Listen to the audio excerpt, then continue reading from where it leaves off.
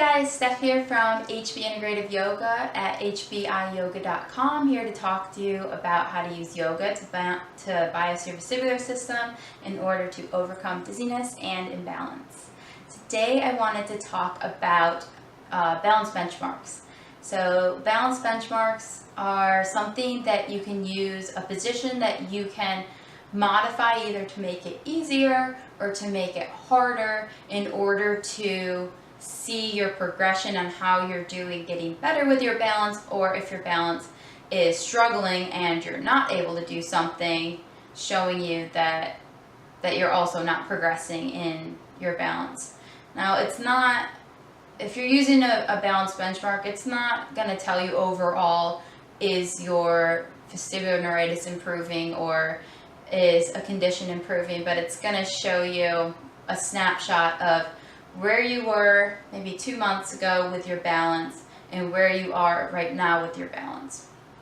Now you can use a static position, which is just standing still in one position, or you can use a dynamic balance position, which is adding movement. And I'm going to show you a couple different ones that you can do today. So starting out with a pretty basic one, we're just going to start out with our feet together. You might not need to start here, but I'm going to show you a more basic move and then how we can advance it to make it more challenging. So I'm just standing with my feet hip width apart. If I'm having a lot of dizziness or a lot of imbalance, I might still feel myself swaying right here. There are a lot of directions we can take these balance postures in order to modify them to make them harder or to make them easier. I will show you different variations and understand that the progressions are not linear, but if we add two challenges that challenge two different balance systems together, it will make it more challenging than if we're just advancing it with one balance system advancement. So I'll try to explain that more as we go along. So I'm standing here, eyes open, feet apart, just standing. I'm using my visual system fully. I'm using my somatosensory system fully, the feeling of my feet against the floor, and my vestibular system is always trying to work as hard as it can. Now, in order to challenge this position, if this is easy for you, you can do a couple things. You can close your eyes, and what that's doing is that's taking away your visual feedback. Or I can put my feet closer together, and that's decreasing my base of support, decreasing my surface area. It's going to challenge me a little bit more. It's not exactly decreasing my somatosensory, it's just narrowing my support, so I'm not as stable. I'm not like a pyramid. Pyramid. I'm more like a pole up and down. Okay?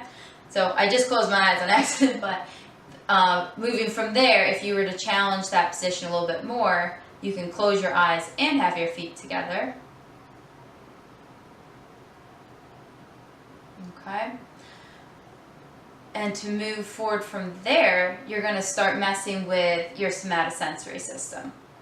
So I can't challenge, well, I guess I can kind of challenge my visual system a little bit more with big movements, moving back and forth, or me moving my head back and forth. But let's focus on somatosensory right now. In order to make that more challenging, I'm going to have to change the surface. Right now I'm standing on a carpet. If I was standing just on the wood floor, that'd give me even more stability. But I can put a pillow down, which is going to make the surface more compliant, less stable. And moving from here, I can advance to a piece of foam. If you've ever seen those blue Arex foams at a physical therapy facility or a gym, you can use one of those. And you can advance to something called a bosu, which is that half ball, the blue half ball with the black surface. That will be even more challenging.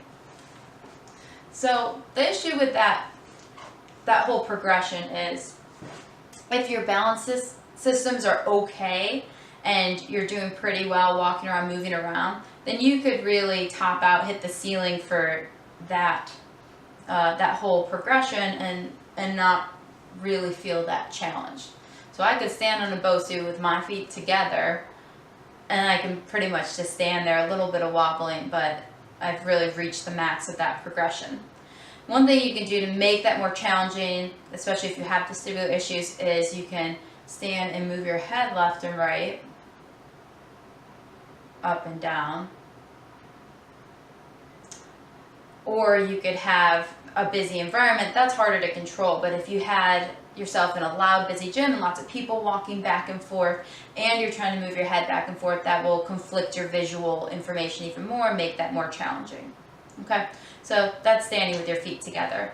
You could also do single leg bounce, so I could do that just kicking my leg back and just standing on one foot, or if you prefer to go more into a classic tree position, you're still practicing single leg bounce. For single leg bounce, you're going to stand on one leg.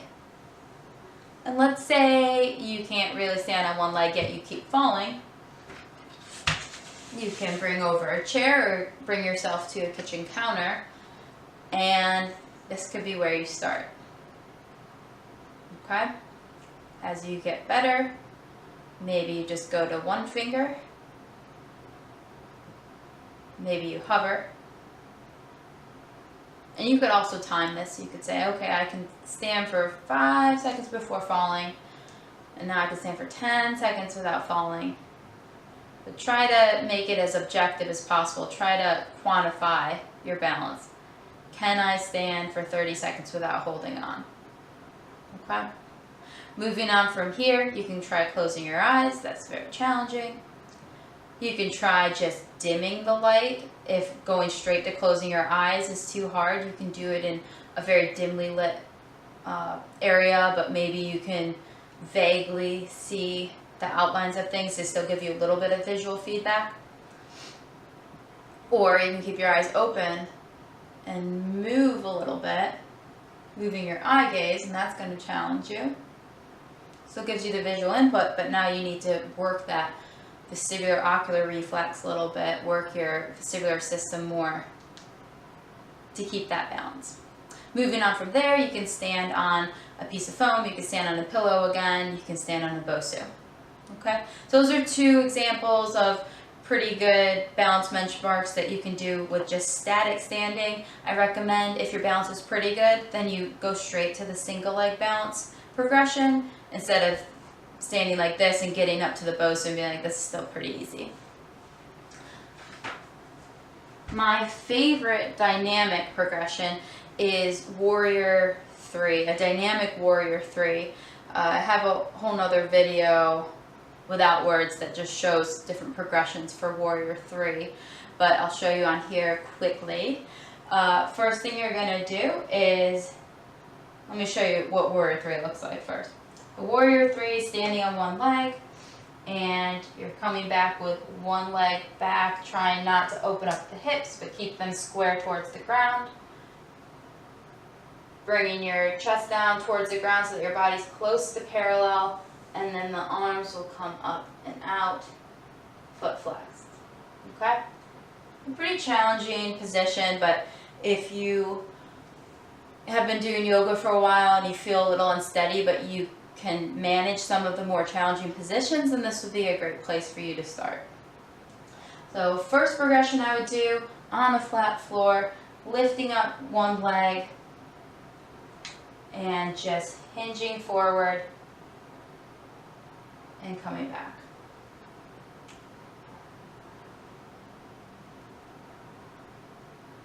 Okay, and if I can do that, then I'll move on to lifting my leg up and back and up and down. Same thing on the other side, up, back, up, and down. So I'm going through more range of motion and I'm involving more of my body. The last one, I'm going to just add my arms in. So I'll bring my leg up and try to hinge back, reach forward, come back, drive that knee back forward, and then bring it down. Same thing on the other side, bring my knee up, hinge forward, come back up, drive the knee forward again, and bring it down. So that's a little challenging for me. You probably saw me shaking a little bit or not getting to the full expression, but moving from there, you can do it on a foam surface. I like doing it on a Bosu. It's very challenging, but it's rewarding, even if you can just get part of it, lifting your leg up and then bringing it back down. So that's my favorite dynamic balance position, but you can make it up if you'd like. You can do maybe a transition from, I don't know, from triangle, do a triangle, and then coming up, and go down to triangle, and come up, and then if that's easy, you can close your eyes and try to do it. I've never done this before, literally making it up right now, so don't know how challenging it's going to be, and come up. Or you could add some movement with your head. So bring your head down, looking up. Okay, so play around with it, have fun. If you have any questions about balance benchmarks, or if you want to know if something that you've been trying to do can be changed into a balanced benchmark and how can you progress it, please comment below.